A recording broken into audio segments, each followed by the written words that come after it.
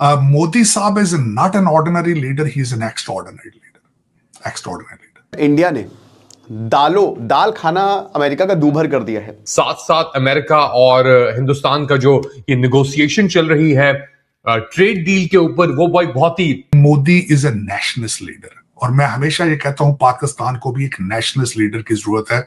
And America is literally pleading कि भाई दाल, please Pushpa, मैं तेरे लिए रोटी लाया हूं, अबे कभी दाल भी लाया करो। सिमिलरली अगर हम देखें कि ये जो पूरा सर्विसेज का सेक्टर है, इट इज टाइनी। अमेरिका के साथ हमारा यूरोप से 10 गुना ज्यादा सर्विसेज चलता है, 10 गुना। आप सोचिए, जो ऑपरेशन संदूर 2.0 की जो तैयारियां फुल स्केल से कर रहे हैं, जी जी जी, तो हमारी जो जानिब 75 कंट्रीज में पाकिस्तान आ गया, इसलिए तकलीफ हो रही है। हाँ, तो इंडिया नहीं आया ना, तकलीफ इस वजह से भी है। देखें हमारी लड़ाई में अब बहुत कम किरदार ट्रंप का रह जाएगा, क्योंकि ट्रंप और मोदी के बीच फासले बढ़ रहे हैं। हमारे यहाँ से जो लोग जाते हैं, ये कोई टैक्सी ड्राइवर बन जाता है, कुछ उससे पहले फैमिली मेंबर्स होते हैं, लंबी लंबी बड़ी बड़ी फैमिलीज हैं।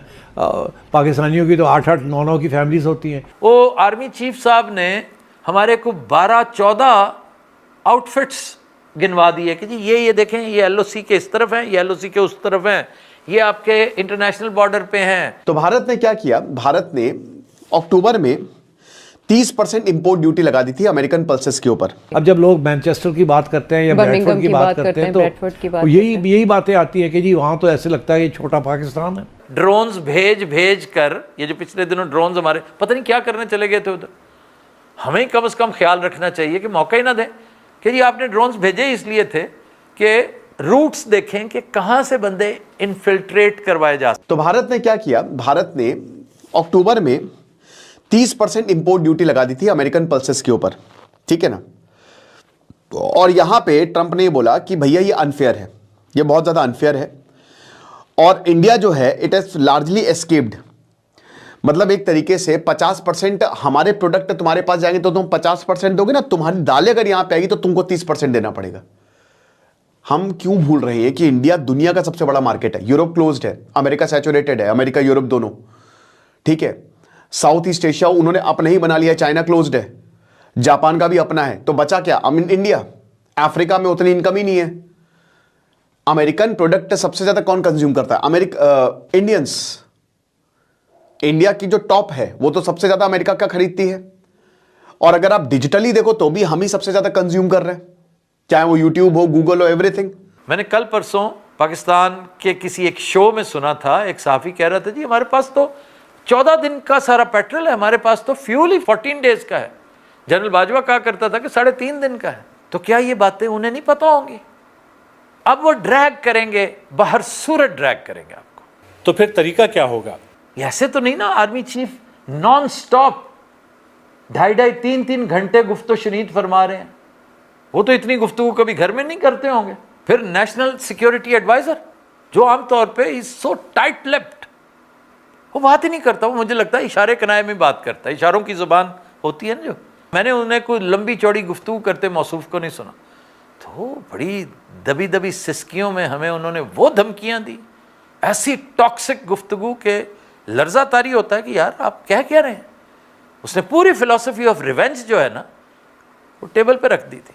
मोदी तो करता ही था ना, इस बंदे ने उसको एक और अंदाज में पेश किया, और अभी दीगर सारे साथी इनके अलावा हैं। तो मैं समझता हूं कि कोई वजह नहीं, ये जो यकायक जम्मू में एक वाकया हुआ, एन उसी दिन, मैं इसका भी तस्करा कर चुका हूं पहले, कि एक चेक पोस्ट पर जैश ए मोहम्मद ने फायरिंग कर दी जी। पहले काफी दिन शांत रहे, खामोश रहे, लेकिन इंडिकेटर्स ये कि जब इन्होंने कोई वारदात करनी होती है ये इस तरह के मामलात करते हैं। वो आर्मी चीफ साहब ने हमारे को 12-14 आउटफिट्स गिनवा दिए कि जी ये देखें, ये एलओसी के इस तरफ हैं, ये एलओसी के उस तरफ हैं, ये आपके इंटरनेशनल बॉर्डर पे हैं, ये टोटल इतने हैं। और आप ड्रोन्स भेज कर, ये जो पिछले दिनों ड्रोन्स हमारे पता नहीं क्या करने चले गए थे उधर, हमें कम से कम ख्याल रखना चाहिए कि मौका ही ना दें कि जी आपने ड्रोन्स भेजे इसलिए थे कि रूट्स देखें कि कहां से बंदे इन्फिल्ट्रेट करवाए जा सकते हैं।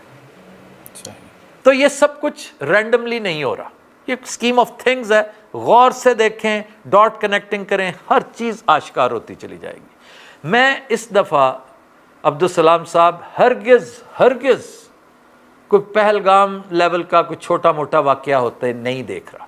I am anticipating something very big this time, क्योंकि जो तैयारियां हैं ना, जो मामलात हैं इसके, वो एक छोटा मोटा जो है ना शोडाउन वो नहीं करेंगे, वो लंबा चौड़ा करेंगे। कोई बड़ा वाकया, कोई बड़ी चीज़, क्योंकि पहलगाम में इसमें कोई शक नहीं, एक वारदात हुई, 26-27 जाने गई, वो नज़ला भी इन्होंने हम पे गिराया और उसी के नतीजे में ही सारा कुछ हुआ था, आपके सामने ही है। तो अब मैं एक्सपेक्ट करता हूं कि ये इस पे इक्तफा नहीं करेंगे, इससे आगे जाएंगे। इससे क्या वजह है? मतलब ये कि दुनिया को यकीन दिलाने के लिए कि हम मजाक नहीं कर रहे, ऐसी ज़बरदस्ती पाकिस्तान को कुट नहीं लगाना चाह रहे। लास्ट टाइम इन्होंने यही किया था ना कि भी हमारा ख्याल है कि तुम थे, प्रूव कुछ नहीं हुआ और इन्होंने इंतहा कर दी। अब ये इसलिए पक्का काम जिसको मैं कह रहा हूं ना, कुछ तगड़ा काम, कि कुछ ऐसा बैड ऑप्टिक्स जो होते हैं ना बड़े खौफनाक होते हैं, कि काम चाहे हुआ हो ना हो, अगर ऑप्टिक्स बैड हैं तो nobody will believe you, because bad optics create bad perceptions and perception is stronger than reality. तो सर पहलगाम नहीं तो फिर और क्या हो सकता है? अब देखिए, कोई भी बड़ा वाकया, जैसे मैं कह रहा हूं, आप गौर करें, कैलेंडर को देखें। लोग तो समझते हैं ना कि बार बार, जैसे मैं मिसाल देता हूं, वो जो क्रिस्टल बॉल में देखने की बजाय कैलेंडर पे नज़र डालें। 8 फरवरी को वहाँ पर एक एक्टिविटी शुरू होने वाली है, वर्ल्ड कप शुरू हो रहा है वहाँ पे। खुदा न खास्ता एक इवेंट क्रिकेट में हो गया, क्रिकेट तो गली मोहल्ले का रोमांस है, there will be an international incident. अगर कुछ ऐसी चीज़ हो गई तो इन्हें ज़्यादा जोर नहीं लगाना पड़ेगा दुनिया को मनाने के लिए, क्योंकि इनके ज़हन में होगा ना कि वहाँ पे तो गोरे भी होते हैं, गोरे प्लेयर्स भी आए होते हैं ना, इन ममालिक के लोग भी होते हैं। और ये पहले दिन से कह रहे हैं कि जी पाकिस्तान सबटाज कर रहा है, बांग्लादेश सबटाज कर रहा है। उन्होंने अपनी रिजर्वेशंस का मुजाहरा किया हुआ कि भारत ने क्रिकेट के साथ जो कर दिया है वो अल्लाह किसी दुश्मन के साथ भी ना करे, तो उसका नुकसान क्रिकेट को होना है अल्टीमेटली, लेकिन कोई बईद नहीं। तो इसलिए मैं गुजारिश कर रहा हूँ, हमारे हुक्मरानों को एंटिसिपेट करना चाहिए